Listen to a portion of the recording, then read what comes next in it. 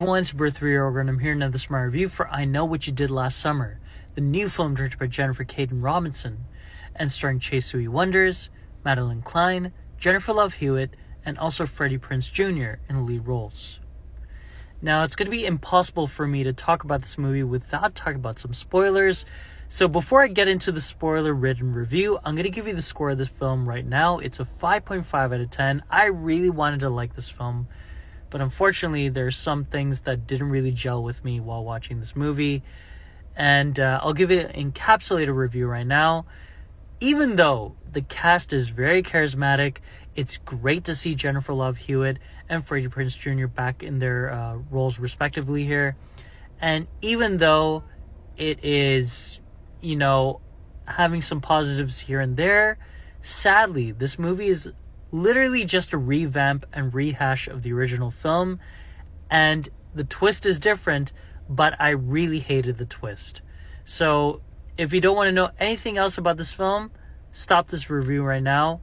I do suggest you to watch it in theaters if you are a fan of the original film, and I guess a fan of the sequel, which I didn't really like, and the other sequel, which is horrid.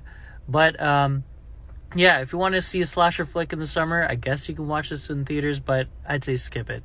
But yeah, if you don't want to know anything else about this film, stop this review right now, because here's the spoiler-ridden review in 3, 2, and... Right off the bat, I extremely hated the twist of this film. Even though I'm not a huge fan of the original film, and I didn't like the second film at all, I'm still baffled by the creative and narrative choice to make Freddie Prinze Jr.'s character into one of the villains? What? Why?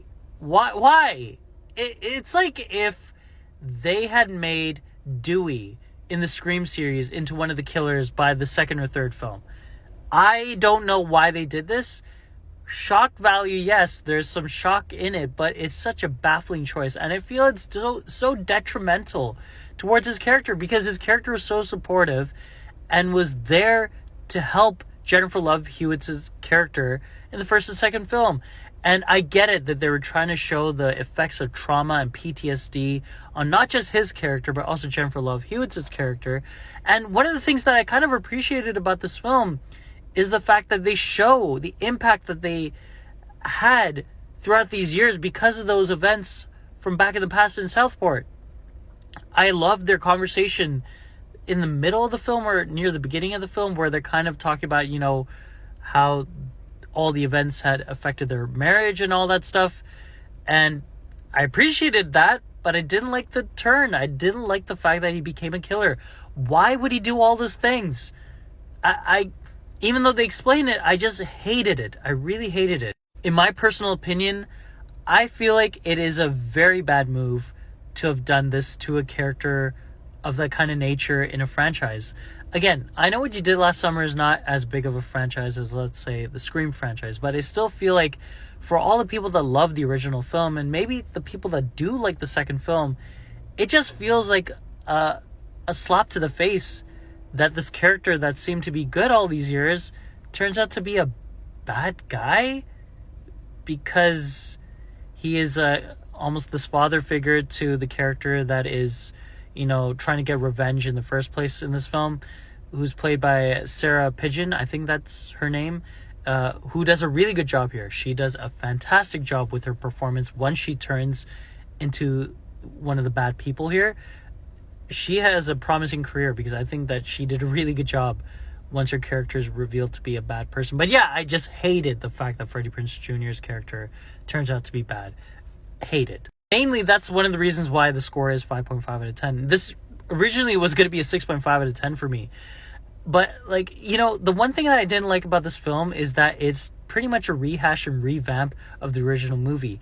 I just felt like the slasher, portions of this movie are not that great. I feel like the movie is a little bit too bright.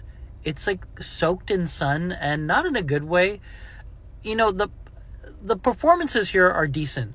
I think the Madeline Klein and Chase Uwe Wonders, if this film becomes a blockbuster, becomes a success, and they want to continue on with sequels, I'm kind of interested to seeing what their characters will go through in the next films. I was kind of surprised by the almost tactile kind of nature of all the other characters being killed one by one. It was very fast and kind of like a little bit too rushed in my personal opinion. But yeah, Madeline Klein and Choi Siwoo-Wonder are two of the best highlights about this whole film, and I'm really excited to see what they'll have next in store for their characters if this franchise gets rebooted in, a successful way in the box office. Also, Jennifer Love Hewitt and Freddie Prinze Jr., regardless of whatever they did to his character, are great here. I think that they're great as well. And the other characters in this film are great too. And the fact that Brandy's coming back for the next film, if there is a next movie, via the credits sequence, was great to see. I love the fact that Brandy's back. But also, who's chasing after Brandy and Jennifer Love Hewitt's character now? All these things happened to this new group, and now someone else from the past is coming back to haunt Brandy and Jennifer Love Hewitt's character. I don't know. I feel like they were just trying so hard to bring in some shock value and trying to bring in some like, oh, you never saw this coming kind of moves. It's kind of weird. I don't know. I just didn't vibe with that. Now, it seems like I'm just harping on this movie and I'm hating on it really hard, but there are some positives within this film. I did like the homage to the original film's credit sequence in the opening, where they're showing the shoreline and the ocean. I like that. It was nice. Again, the performances here are solid. I think that the new group is charismatic, but, the new group's pretty much gone except for the two characters. I think that, the Jennifer Caton Robinson was a perfect choice to direct this film because she directed Do Revenge, which I really enjoyed. I thought it was a very solid Netflix film. And because that movie's about revenge and this film's about revenge, I think she is a perfect choice to continue on this franchise. I personally don't love the story choices that they chose to make in this film with the other writer, but if they are going to focus on Brandy and Jennifer Love Hewitt's character for the second film or the next movie, I think I'll be a little bit more forgiving for how this movie ended up being, because I really hope that those OGs are going to be the main characters in the next film, and Madeline Klein and Choi Siwoo-Wonders become kind of like supporting characters, because I wasn't really appreciative of whatever they did with this movie. I love the fact that the story is still happening in Southport. I love the fact that the continuity in this film is very much attached to the original two movies. I love that they didn't gloss over a lot of things that happened in the first two movies. There's a great joke that Freddie Prinze Jr. does with the Bahamas here. I won't give away when it happens, but it's a nice little joke. Really cool little Easter egg where the person that owned the car that is thrown off the cliff is related to the director of the original film. I love that Easter egg. That was kind of nice. And also, unexpected, but really cool cameo from Sarah Michelle Gellar. They keep harping on the fact that her character is dead. I know a lot of people wanted her character to be back in some sort of way, but if her character is going to be haunting Madeline Klein in her dreams, similar to how Skeet Ulrich's character is kind of like haunting Melissa Barrera's character in the previous two Scream films, if she's going to be back in that kind of way, I don't mind that. If Madeline Klein's going to have nightmares in the next film, or, if they're going to continue on the series with multiple films, I don't mind if Sarah Michelle Gellar is going to be this like haunting figure in her dreams.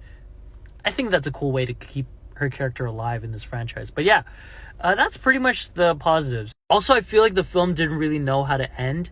It just felt like it kept continuing on from a point where it was going to be a perfect ending, but then it just had like 7 minutes attached to it.